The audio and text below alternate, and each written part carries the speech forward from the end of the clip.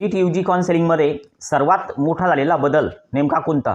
तर तो आपल्याला समजून घेण्याच्या अगोदर थोडी जी काउन्सिलिंगची प्रक्रिया आहे अगोदर झालेली, तर ती स्पॉट राऊंडपर्यंत समजून घेणं खूप गरजेचं आहे. तर त्याच वेळेस आपल्याला जो बदल झालेला आहे तर तो लक्षात येऊ शकतो. नमस्कार मित्रांनो, मी विनोद बाहेकर. स्वागत आहे आपल्या सर्वांचं आपल्या जिजाऊ अकॅडमीवर.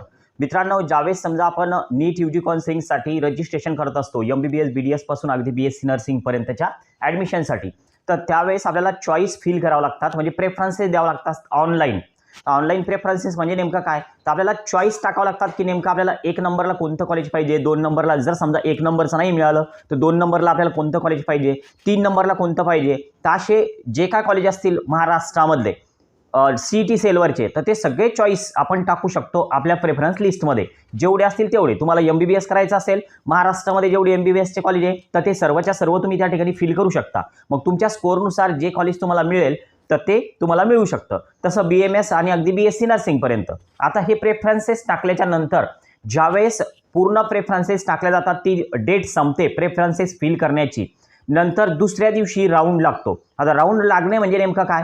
तर त्या CET सेलच्या वेबसाईटवर एक लिस्ट पब्लिश होत असते की ज्या लिस्टमध्ये आपल्या नावासमोर एखादं कॉलेज आलं का तर ते आपल्याला कळत असतं. आणि जर समजा आपल्या स्कोअरनुसार आपल्याला एकही कॉलेज जर लागलेलं नसेल तर आपल्या नावासमोर येतं चॉईस नॉट अवेलेबल. ओके, म्हणजे तुमच्यासाठी आता कोणतंही कॉलेज तुम्हाला या ठिकाणी अलॉटमेंट झालेलं नाहीये. मग समजा एखादं कॉलेज अलॉटमेंट झालं त्या राऊंडमध्ये, तर मग जाऊन ते जॉईन करावं लागतं. आता समजा ही जॉईनिंगची प्रक्रिया संपली की मग नंतर सेकंड राऊंड लागत असतो. तर सेकंड राऊंड कशासाठी? तर जे काय समजा वॅकंट सीट असतात तर त्या परत फिल करण्यासाठी राऊंड नंबर 2 लागत असतो. तर असाच राऊंड नंबर 3 सुद्धा लागतो की ज्याला आपण मॉपअप राऊंड म्हणतो. म्हणजे मॉपअप राऊंड 1, मॉपअप राऊंड 2, म्हणजे असे 4 राऊंड CET सेलवर ऑनलाईन होतात. म्हणजेच काय? तर आपल्या मोबाईलवरती लिस्ट आपण बघू शकतो की नेमकं आपल्या नावासमोर कोणतं कॉलेज दिसतंय. तर हे सगळं आपल्या मोबाईलवर येऊ शकतं. आपण ती लिस्ट डाउनलोड केली की लगेच आपल्याला ते समजू शकतं. तर इथपर्यंत जी प्रक्रिया आहे तर ती सगळी ऑनलाईन आहे. आता सर्वात मोठा झालेला बदल नेमका कोणता नीट यूजीच्या काउन्सिलिंगमध्ये? तर तो इथनं समोर स्टार्ट होतोय मित्रांनो. आता बदल कसा? तर ज्यावेळेस समजा सगळे राऊंड संपतात आणि काही सीट्स ज्या आहेत तर त्या वॅकंट असतात कॉलेजच्या. आता बऱ्याच कॉलेजमध्ये सीट वॅकंट असतात प्रायव्हेट कॉलेजमध्ये. आता गव्हर्नमेंट कॉलेजच्या वॅकंट सीट परत राऊंड लावूनच भरल्या जातात ऑनलाईन. बट प्रायव्हेट कॉलेजच्या ज्या सीट्स वॅकंट असतात तर त्या कशा फिल केल्या जातात? तर त्या फिल केल्या जातात त्या कॉलेज लेवलच्या राऊंडमध्ये. तर तो जो कॉलेज लेवलचा राऊंड असतो तर त्याला स्पॉट राऊंड किंवा इन्स्टिट्यूशनल राऊंड असं म्हटलं जातं. मग आता आपल्याला काय करायचं असतं की फॉर एक्झाम्पल समजा नागपूरच्या कॉलेजमध्ये सीट्स वॅकंट आहेत. मग आपल्याला त्या नागपूरच्या कॉलेजमध्ये जावं लागतं. एक ॲप्लिकेशन जे आहे तर जे CET सेलला उपलब्ध असतं तर ते ॲप्लिकेशन त्या कॉलेजमध्ये फिल करून ते सबमिट करावं लागतं आणि त्याची रिसिप्ट घ्यावी लागते आणि त्याच्यासोबत आपले सगळे डॉक्युमेंट्स त्या ठिकाणी झेरॉक्समध्ये आपल्याला द्यावं लागतात. तर आता अशा आपण किती कॉलेजमध्ये ॲप्लिकेशन सबमिट करू शकतो? तर याला लिमिट नसते. तुम्हाला जेवढ्या कॉलेजमध्ये ॲप्लिकेशन द्यायचं आहे तर तेवढ्या सर्व कॉलेजमध्ये तुम्ही ॲप्लिकेशन देऊ शकता. अर्थात त्या कॉलेजमध्ये सीट वॅकंट असायला पाहिजे. आता जर समजा तुम्ही सगळ्या कॉलेजमध्ये जर का ॲप्लिकेशन दिलं तर मग आता आपल्याला कसं कळलं की आपला नंबर नेमका कुठं लागला आहे, कोणत्या ठिकाणी आपल्याला सिलेक्शन झालं आहे? तर मग आता त्या कॉलेजच्या वेबसाईटवर आपल्याला ते बघावं लागतं की त्या कॉलेजमध्ये आपलं सिलेक्शन झालं का. आता ही लिस्ट केव्हा लागते? तर 2 दिवस ॲप्लिकेशन सबमिट करण्यासाठी वेळ असतो. ओके, आता 2 दिवसानंतर काय होतं की ते कॉलेजवाले काय करतात की त्यांच्या कॉलेजमध्ये आलेले ॲप्लिकेशन नेमके किती तर ते त्यांच्या वेबसाईटवर पब्लिश करतात. नंतर लगेच की त्या ॲप्लिकेशनमधून किती जणांचं सिलेक्शन झालेलं आहे. समजा त्या कॉलेजमध्ये 3 सीट्स आहेत की ज्या CET सेलमधून भरल्या गेलेल्या नव्हत्या. मग आता त्या ज्या 3 सीट्स आहेत तर त्या स्पॉट राऊंडमध्ये, म्हणजे तुम्ही जे ऑफलाईन तिथं जाऊन जे ॲप्लिकेशन दिलं तर त्या ॲप्लिकेशनमधून त्या मुलांचं सिलेक्शन होतं, तिघांचं. मग आता त्या तिघांनी तिथं जायचं आणि त्या कॉलेजमध्ये आपले ओरिजिनल डॉक्युमेंट्स द्यायचे, DD द्यायचा आणि ॲडमिशन घ्यायची. आता जर समजा परत की समजा त्या तिघांचं सिलेक्शन झालेलं आहे आणि त्यापैकी 2च गेले, एक त्यातला गेलाच नाही, तर एक सीट वॅकंट राहते. मग परत इन्स्टिट्यूशनल राऊंड लागतो, म्हणजे परत स्पॉट राऊंड त्या कॉलेजसाठी. मग अशा वेळेस पुन्हा त्या कॉलेजमध्ये जा, पुन्हा ॲप्लिकेशन द्या.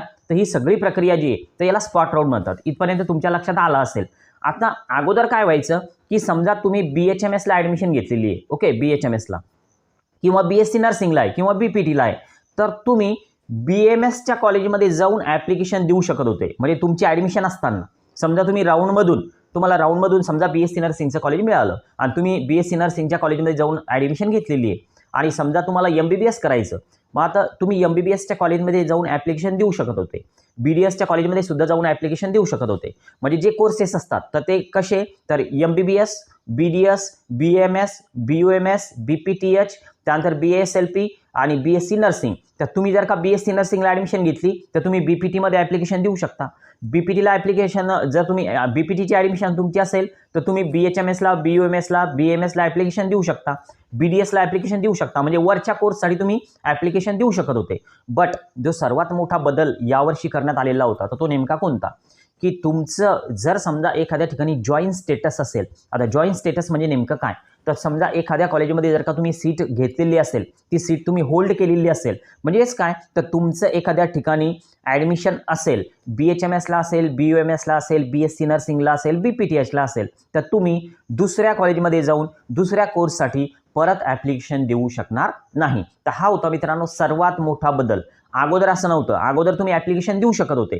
इवन तुम्ही समजा एखाद्या कोर्सला ॲडमिशन घेतलेली असेल तरीसुद्धा तुम्ही दुसऱ्या वरच्या कोर्सला जाऊन ॲप्लिकेशन देऊ शकत होते कॉलेजमध्ये. बट यावर्षी काय करण्यात आलं, तुमचा कोणतंही जर का जॉईन स्टेटस असेल कोणत्याही ठिकाणी तर तुम्ही तीच ॲडमिशन कन्फर्म समजा तुम्हाला दुसऱ्या कॉलेजमध्ये स्पॉट राऊंडसाठी जाऊ म्हणजे परमिशन नव्हती जाण्यासाठी, म्हणजे ते अलाउड नव्हतं तुमच्यासाठी की तुम्ही दुसऱ्या कॉलेजमध्ये जाऊन परत ते ॲप्लिकेशन द्यावं, नंतर मग ती सिलेक्शन लिस्ट लागेल आणि नंतर मग त्या ठिकाणी तुम्ही जॉईन करावं.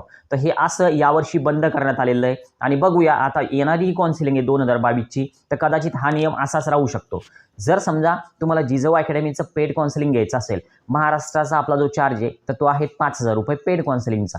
तर पेड काउन्सिलिंग करायचं असेल तर एक तर मला तुम्ही प्रत्यक्ष भेटू शकता किंवा कॉलवरही बोलू शकता. 84 59 81 89 23 हा माझा नंबर आहे. कॉन्टॅक्ट करू शकता किंवा जर भेटायला यायचं असेल प्रत्यक्ष तर येऊ शकता. आता जर भेटायला यायचं असेल तर कुठे यावं लागेल, तर बुलढाणा जिल्ह्यामध्ये मेहकर तालुका आहे, त्यामध्ये जानेफळ आहे. तर या ठिकाणी तुम्हाला यायचं आहे मित्रांनो जर भेटायला यायचं असेल तर. ओके, आज आपण थांबूया. बाय. नवीन असाल तर नक्की एकदा सबस्क्राईब करायला विसरू नका. जर व्हिडिओमध्ये दिलेली माहिती जर इन्फॉर्मेटिव्ह वाटत असेल तर एकदा लाईक करायला विसरू नका, म्हणजे पुढचे जे व्हिडिओज आहेत तर हे परत तुमच्यापर्यंत पोहोचतील. Okay, bye.